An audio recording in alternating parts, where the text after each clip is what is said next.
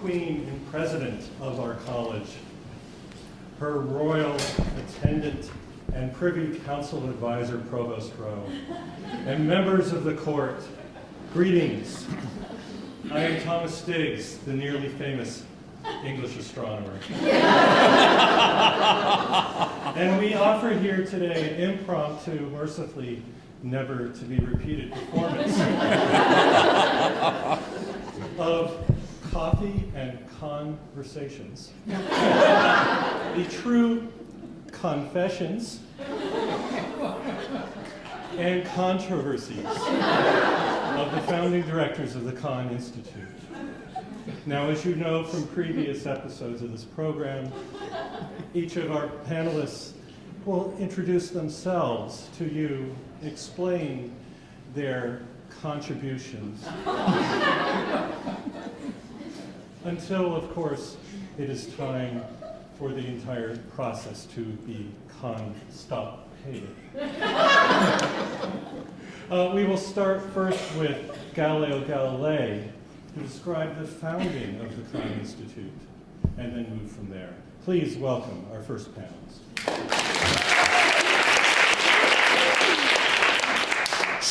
Is this on? Sono Galileo Galilei, matematico primario e filosofo di Sua Altezza Serenissima Cosimo, Granduca di Toscana. Or, I was first mathematician and philosopher to Grand Duke Cosimo. Tonight, for me, is time out from purgatory. I've been there for an agonizing 450 years, only 4,521,602 to go. Yes, even the afterlife is governed by mathematical principles. 4 million years is a big chunk of time, so maybe some of you could endow a mass for me to shorten it. Still, though, my sentence is shorter than the one they gave that pain in the Podex, Johannes Kepler. He's a few cells down from me, heretico. He won't shut up about how he was right and I was wrong, about how the planets travel in ellipses, not circles, even though there was no physics at the time that could explain such motion. It took Isaac Newton to supply that physics. He's a neighbor too, a few more cells away, but I don't see him much. Mostly I just hear his yelps. You know, when he retired from teaching at Cambridge, Newton went to spend his golden years in London, where in his job as Master of the Royal Mint, he devised new tortures to use on English counterfeiters and coin clippers. So now he's expiating his sins by undergoing the same tortures himself. Well, basta parlare di me. I don't know what those people upstairs, those recent directors of the Kahn Institute, thought they were talking about. The Kahn Institute isn't just 15 years old. Even I wasn't its first director, nowhere close. For the record, the Kahn Institute was founded in 1258 AD by Hulagu Khan, the grandson of Genghis. The Khans are not my neighbors in purgatory. Hulagu founded the Institute in 1258, just after he'd sacked the city of Baghdad. What a week that must have been. He made the river there run black, not red with ink, but black with, not red with blood, sorry, but black with ink. Ink from all the books in the Caliph's great library that he threw into the Tigris. I gather there are some folks here who are worried that the Connecticut River might suffer the same fate when your Nielsen Library gets rebuilt.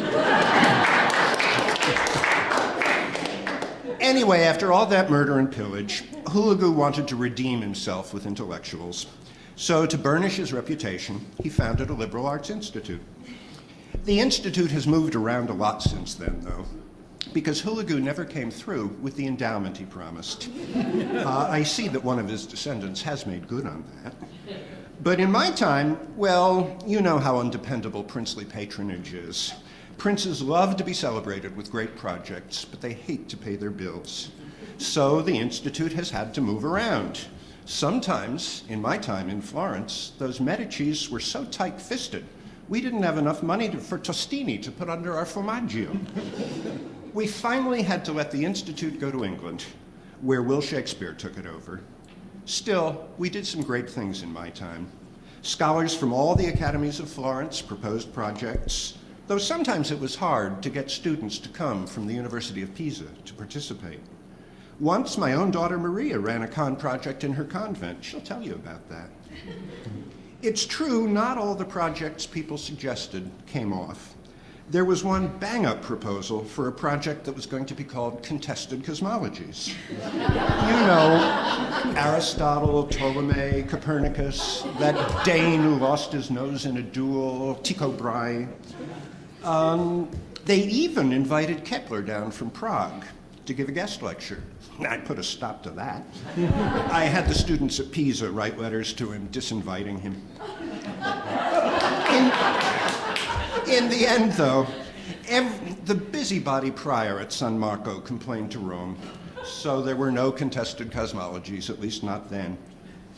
They did let us have a great weekend project in 1612, a horoscope casting workshop. That was very popular. I participated too, since I knew a lot about casting horoscopes. That was about all I did in my first teaching job at the University of Venice. I was a mathematician in the medical school there, and I taught medical students how to cast their patients' horoscopes. I joined in the Kahn workshop because I've always worried about the strain of insanity in my mother's family. My mother, you know, was loopy. When we were still living in Venice, she'd come into my room when I wasn't there and steal the lenses I'd been grinding to make telescopes. I always worried that insanity might come back in me or my children, but the prognostics were good. By far the best of the Kahn projects from my time, though, was a year-long project about me. They actually called it the Galileo Project. And there were all kinds of events. Monteverdi composed an opera about me with lyrics by Ottavio Rinucci, and the maestro came from Mantua to conduct. My dear friend Artemisia Gentileschi was going to paint my portrait, but she fell sick, so I had to sit for Domenico Robusti instead. You must have seen his picture. It's in all the biographies. We even had a lovely woman come from abroad to give a reading from a book she'd written about me and my family. Of course, the participants in the project came from across the disciplines. That's been the point of the Institute since Hulagu founded it. Even my old friend Cardinal Bellarmino came from Rome. You know, he was a friend, razor-sharp mind, and we respected each other.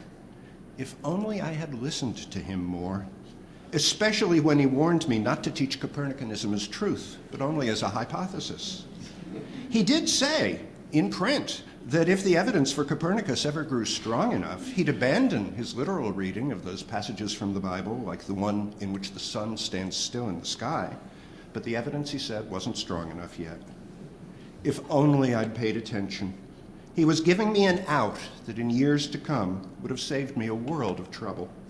Wily Jesuit that he was, Bellarmino knew that the meaning of the word hypothesis was changing in our time. He was telling me that I could equivocate. I could say that Copernicanism was a hypothesis and mean that word in the new sense, a truth candidate. But most people would contentedly understand the word hypothesis in the old sense, just as a model that makes calculations easier, a model of something we might never really understand anyway. But still, house arrest in a hilltop villa outside Florence wasn't all that bad. I had 5 servants, including a first-class cook. Her cacioffi fritti was wonderful. But did I listen to Bellarmino? No.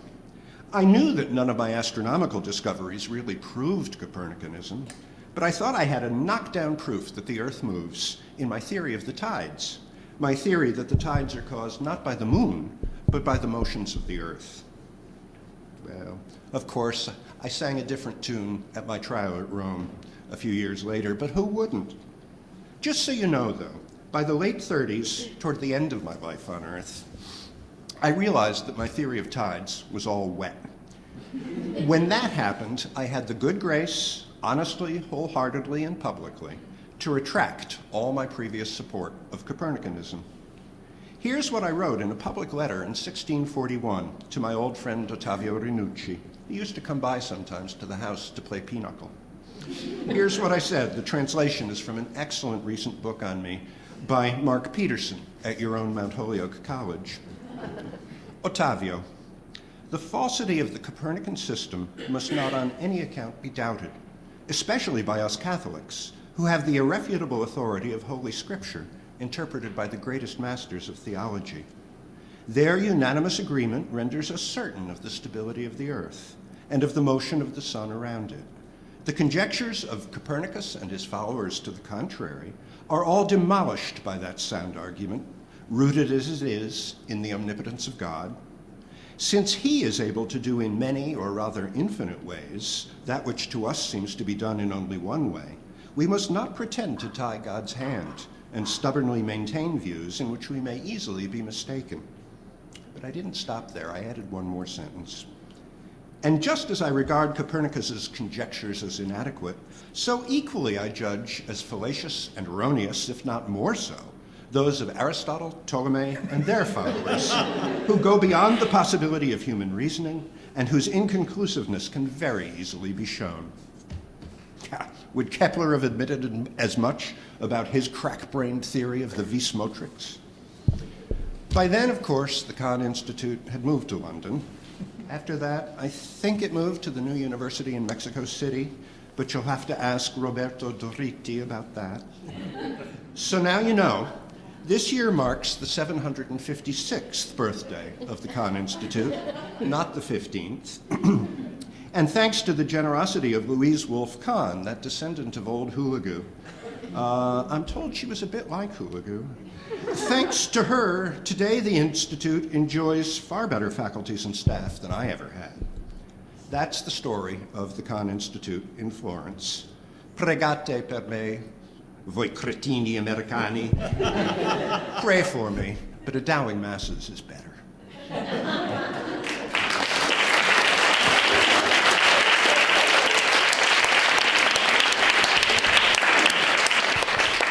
Galileo Galilei, thank you for that fascinating account of the conception of the Kahn Institute.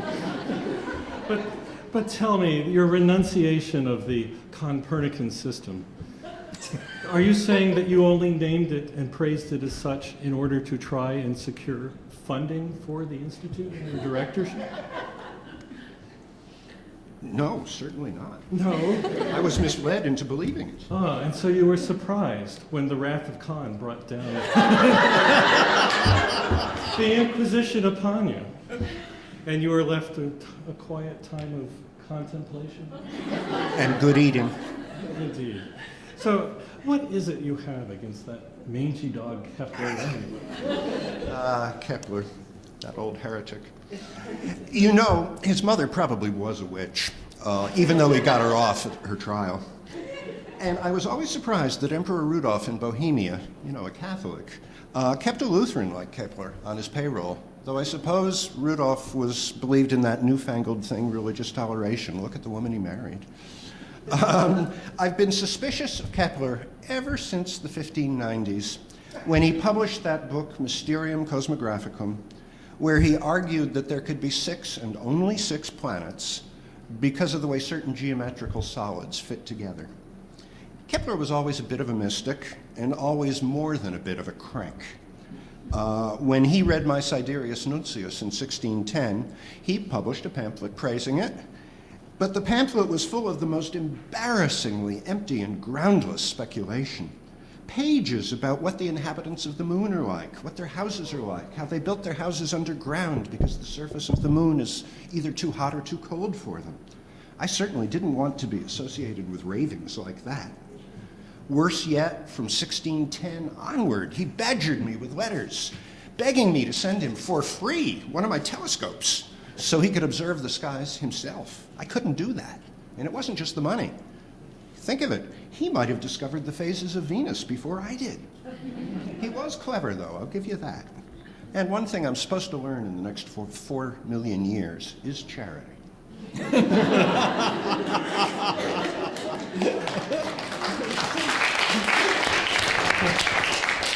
I'd like to turn next to a descendant of Galileo Galilei, his daughter, Maria Celeste, famously one of the most successful directors of a Kahn project. The one that lasts to this day, I believe it was called the Convent for undergraduate women along the banks of the Florence. Yes, it was. Please, tell us more. At our Kahn Institute in the convent of San Matteo in Arcetri, we were able to bring together personages not just from various departments, but also from various times, due to the intercession of our holy organizing fellows. For example, the sisters were pleased to welcome Virginia Woolf, who invoked a hypothetical, is that better? Or should I stand up at that one? Can I do that? Like? Yeah.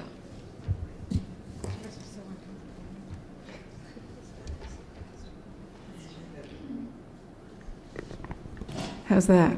That's better. Okay. For example, the sisters were pleased to welcome Virginia Woolf, who invoked a hypothetical Shakespeare sister for our monastery, enabling us to consider, as she phrased it, what would have happened to Shakespeare's genius had it been caught and tangled in a woman's body.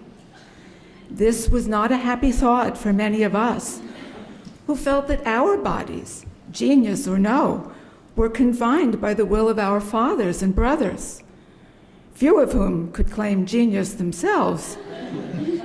Nevertheless, when Signorina Woolf explained how Shakespeare's sister had run off to London, taken up with a denizen of the professional theater, then become pregnant and ultimately a suicide, we were chastened and felt thankful for our clausura.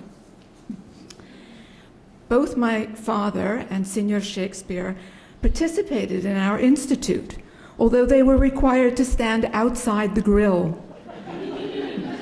You might think the two of them had little in common, but you would be wrong. My father loved poetry, especially the work of Torquato Tasso and Ludovico Ariosto. In fact, he committed large sections of Orlando Furioso to memory. He occasionally composed his own poetry in terza rima and also some light drama. Even his great book, the Dialogo, the one that got him into all that trouble, was set out as a play in 4 acts with 3 characters. And the character who most closely represented my father's views referred specifically to play acting in one of his speeches. He said, "I act the part of Copernicus in our arguments and wear his mask. As to the internal effects upon me of the arguments which I produce in his favor, I want you to be guided not by what I say when we are in the heat of acting out our play, but after I have put off the costume. For perhaps then you shall find me different from what you saw of me on the stage." The same character later introduced the phrase, "play within a play," a concept with which I'm sure you are all quite familiar. The novelist Thomas Hardy, who attended our Kahn Institute as a visiting fellow, proposed that if my father had said in verse that the world moved, the Inquisition might have left him alone. In the convent, we frequently write and put on plays, usually about moments in the life of the Madonna or our patron saints, Francesco and Chiara. But these, unlike the great works of Signor Shakespeare, have admittedly little appeal outside our enclosure. I often wish my father and Signor Shakespeare could have met and collaborated during their lifetimes. They were exact contemporaries, you know, but geography kept them apart. Neither one ever left his home country. Signor Shakespeare, however, showed great interest in Italy. He set 2 plays in Verona, 2 in Venice, 2 in ancient Rome, another 2 in Sicily, 1 in Padua, and 1 on an island full of castaways from Naples and Milan. Sometimes he chose other settings. Good Master Diggs here will confirm that he's the one who helped locate the tragedy of Hamlet in Denmark and suggested the names Rosencrantz and Guildenstern for the characters in the subplot. Both those names and the gentlemen's coats of arms appeared on a portrait of my father's Danish rival, Tycho Brahe. Master Diggs kept an engraved copy of that portrait in his salon, a place Senior Shakespeare was known to frequent. And Tycho's island, where he studied the stars, lay just across the Danish Sound from a place called Elsinore. Senior Shakespeare was well versed, if you will, in the latest astronomical discoveries of his time, and made numerous references to the heavens in his plays, as you have no doubt noticed. I would like to repeat one or two of them now, even though you have heard them before, as it feels so delightful to speak his words out loud. There is that indelible passage, almost a prayer, in which Hamlet calls the sky this brave o'erhanging firmament, this majestical roof fretted with golden fire. I wish I'd said that. Hamlet also declaims, "Sure he that made us with such large discourse, looking before and after, gave us not that capability and godlike reason to fuss in us unused." This was precisely my father's sentiment, though he said it differently, and in Italian, of course. Now I want them, he meant ordinary people, to see that just as nature has given to them, as well as to philosophers, eyes with which to see her works, so she has also given them brains capable of understanding them. You see, despite his great facility with mathematics and his devotion to physics and astronomy, he was always trying to be cross-disciplinary. I'm afraid that is all my time, and my vow of silence will allow me to say on these matters. Thank you for listening.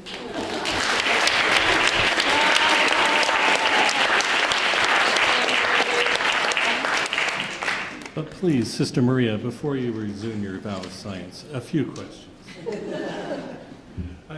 In particular, we're all quite curious why you never pursued the position of director of the Kahn. Well, the truth was I didn't live long enough. I had it in mind. Oh. It wouldn't have nothing to do with the rather unconventional practices of your program and those young women? I understand the project was rather fond of wine. Oh, yes. Well, the water was not safe to drink. And on that subject, is it true that your father's wine was as bad as you write? No. No. I figured as such. Now, one last question, though. It's a controversy we can't escape, of course. You, after 50 million illuminated manuscripts, there's really no denial.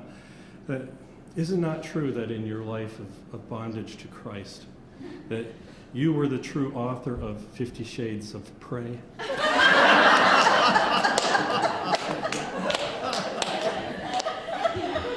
Ah, yes. And with that, perhaps the vow of silence should begin. All right, finally we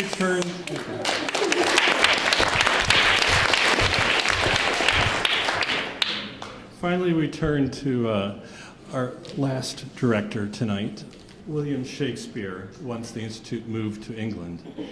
It took a revolution to bring it back.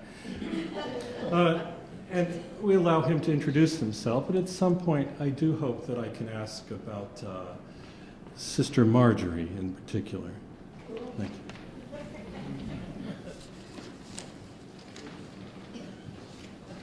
A performance, if you like.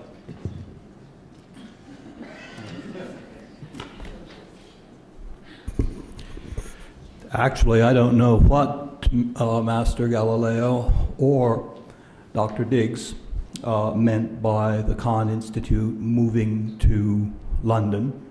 I never heard of it. until the incident I'm about to describe to you, and I hope that this will put the matter to rest. I was having a hard time trying to pen my latest comedy when a hole opened in the air and a man spilled out along with two women. They were dressed strangely and they spoke with foreign accents. "Silkworms," said one of them, two women irritatedly. "I don't see any silkworms, and I don't smell any either." "Nor does this man look Chinese," said the man. "Before we began this trip," said the second woman, "we should have thought to bring somebody around who knows some Chinese." "Oh, that's okay," said the first woman. "You just put yourself in the right situation, and then you learn what you need to. I've got a little 21st century Mandarin." She turned to me and said something I could not understand.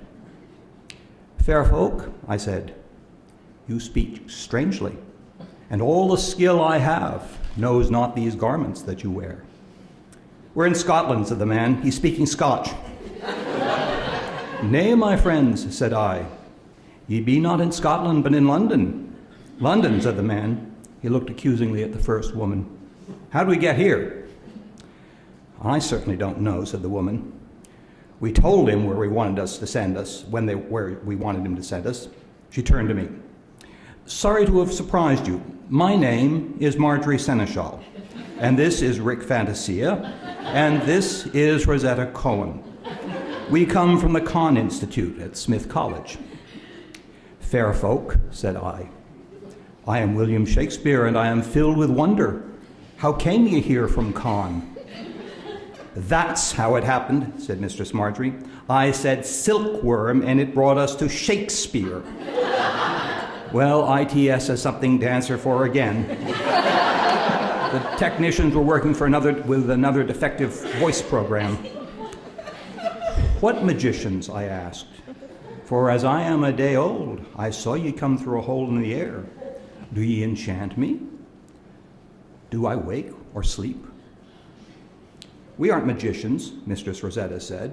"We're from the Kahn Institute, and we're conducting a thought experiment, though it hasn't worked out quite the way we expected it to."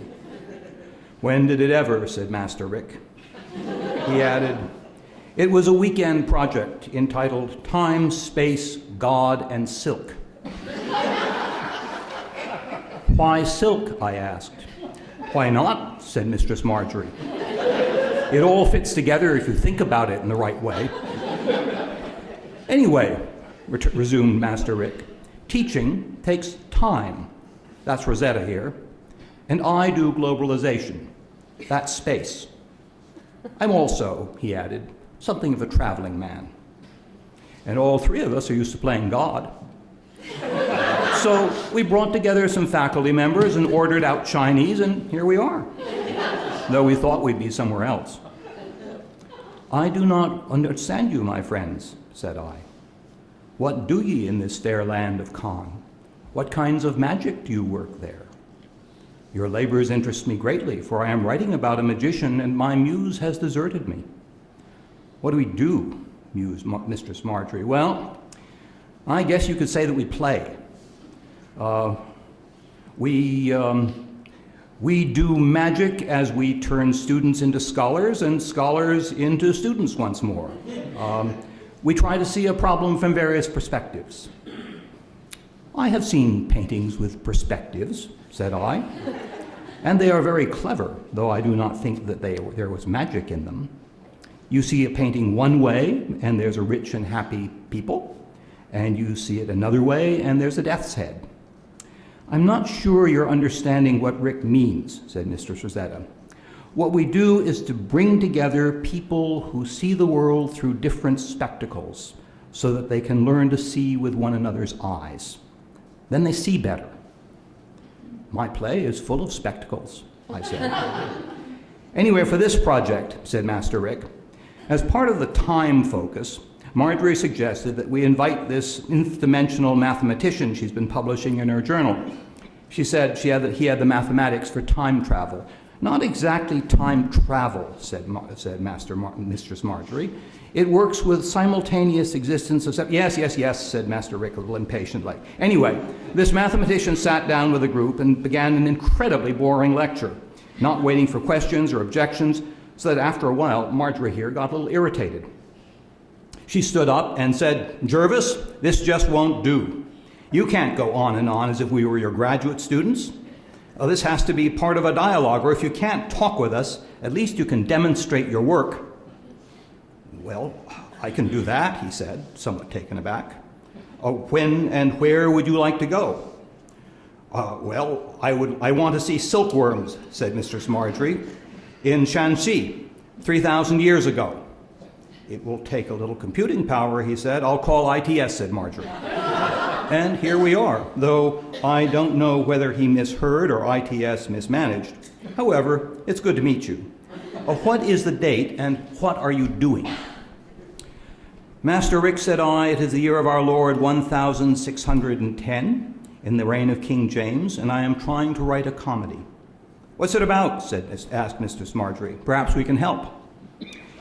"It's about an old magician and his daughter who dwell on an island with some spirits and a savage and deformed creature born there.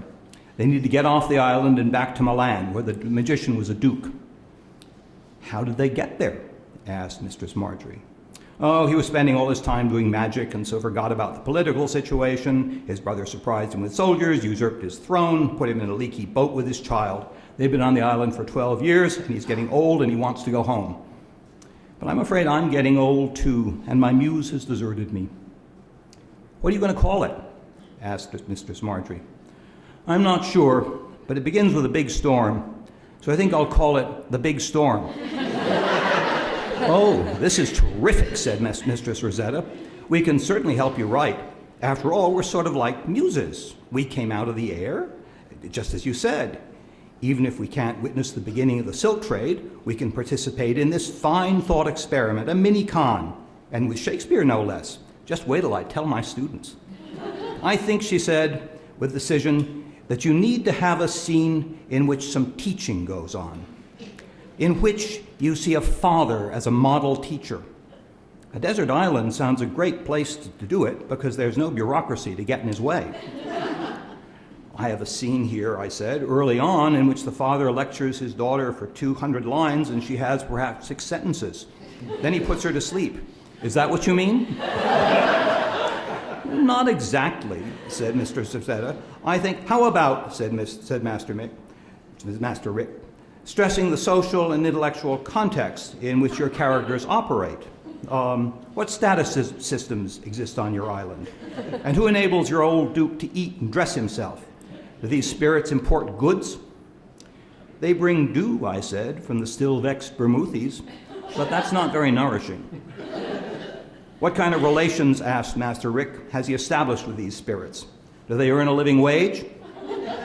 "They're spirits," I said, "and they don't use money, and he commands them. He's a magician." "And what," asked Mr. Rick, "about the island native?" "His name is Caliban," I said, "and he brings them food, and he chops their wood." "And what's he get in return?" asked Master Rick. "Not very much," I said. "My magician is in charge of everyone, and he spends most of his time, making sure that everybody does what he wants." "He may have been booted out of Milan," said Master Rick, "but he's clearly created an unconscious reproduction of Italian class structures." "That's part of the problem," I said. "There isn't very... What happens after he gives the lecture to his daughter?" asked Mistress Rosetta. "That's part of the problem," I said. "There isn't very much. He runs other characters through various hoops. There are some attempted murders, though they don't come off, and some people go mad, and one of them tries to kill himself." "This a comedy?" asked Mistress Marjorie. I was getting a little tired of these people, who kept intruding their own opinions and looking at me as if I wasn't the best playwright in London, bringing in really healthy box office. "It's my kind of comedy," I said. "It's the way I live now.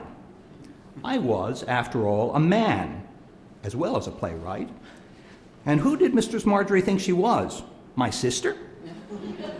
But after a moment, I went on because I was really stuck with my play. What puzzles me, I said, is getting the magic right. My magician does all kinds of magic. He calls spirits from the air, and they put on shows, and they make feasts, and they make the feasts disappear, but somehow it seems a little empty. That's why I asked you about how you work magic in the land of Kahn. I think, said Mistress Marjorie, that he spends too much time doing magic. I think he has to treat the island like a Kahn seminar and stop trying to control the outcome. I think he ought to give up magic, drown his book, so to speak. That way, perhaps he'll come up with something new. That's a good idea, said Master Rick. And he could leave the spirits and the islander behind when he goes off to Milan, where he'll be at the top of the heap anyway. He might even, said Mistress Rosetta, stop to listen to his daughter. She might have a story to tell. How about ending it all with a circle, said Mistress Marjorie. They all get into a magic circle, and everybody comes out changed because they see the world differently. That's excellent magic. And then, like gentle thunder far off, I heard a confusion of voices. Still, it moves. Why educate women? What does it mean to be an exile? What part should the state have in marriage? If wealth predicts health, why is life in the U.S. nasty, brutish, and short? How do you create unsustainable housing? What is a city?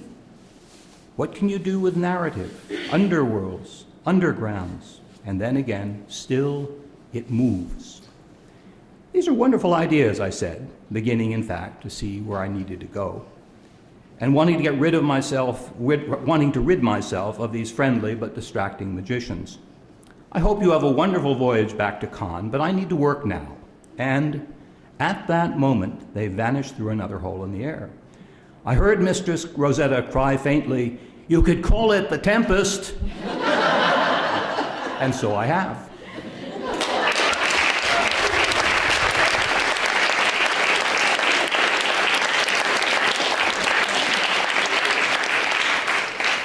All right, playwright, a few questions, if I may.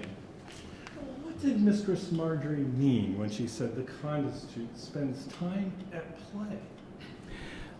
I didn't ask her, so perhaps she could say.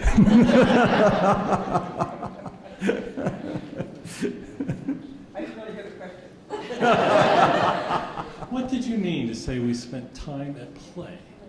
Time at play. That's all we do. Well, then, You can ask the next question. Sure, we'll move on. Now, I do appreciate the tempestuous account of your travels to England, but isn't it true that you had those references to the Virgin President of the college sprinkled throughout your plays? Those were an attempt to gain appointment to the Institute? I did not know the Institute existed, though had I known it had existed, those references would indeed have been attempts to get myself appointed. As a director, you were known both for your forgetfulness and your indecisiveness. I think you famously wrote in your memoir that you considered the place a nutshell, but that you were Kahn of infinite space. That's right, and I had hazel for eyes. So, Many people, while they were watching my plays, ate hazelnuts. There was later on, long after, when I left purgatory, they discovered that there was half a foot of hazelnut shells that people were standing on. and the purgatory had nothing to do with the plagiarism charges, did it? Oh, of course not. So you deny, sir, that you wrote all of Christopher Marlowe's plays? I wrote all of them. Of course I wrote them all. And I wrote Webster as well. Fantastic. Well, perhaps you could... But you don't want to have your name going around too much. You use pseudonyms. That's right. That's right. We would like to keep 6 I degrees. I also wrote all the poems, though they were not really very good, of the Earl of Oxford. And this explains also the 6 degrees of separation from Francis Bacon, does it? That's right.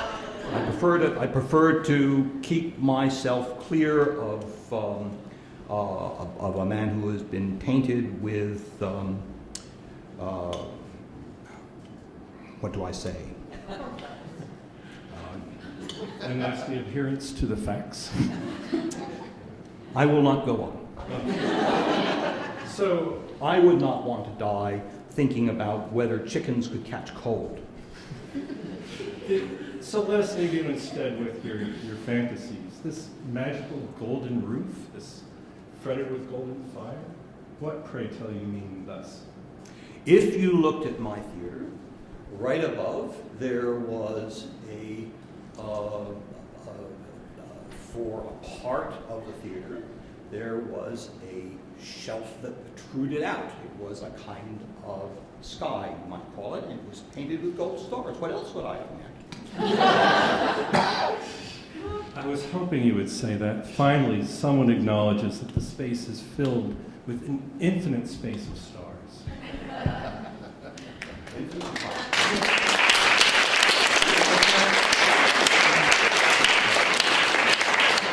And with that, we thank you for your considerable indulgence and draw coffee and conversations to a close.